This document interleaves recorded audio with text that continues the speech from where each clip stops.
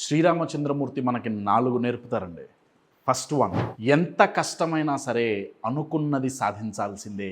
సీతమ్మ వారిని వెతికి పట్టుకోవటం చాలా కష్టమైంది, కానీ ఆయన వదల్లా. సెకండ్, ఒంటరిగా పోరాడితే సక్సెస్ రాదండి.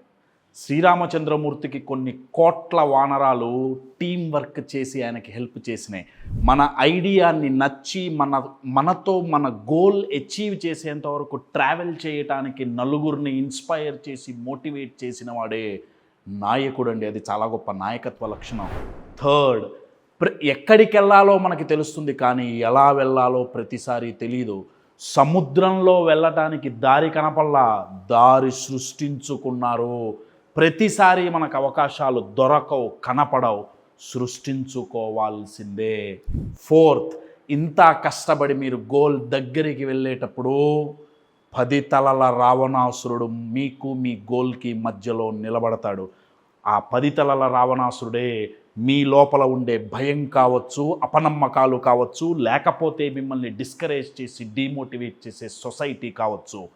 వాళ్ళని అధిగమిస్తేనే విజయం సాధిస్తారు.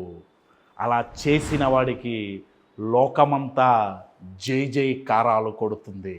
జై శ్రీరామ్.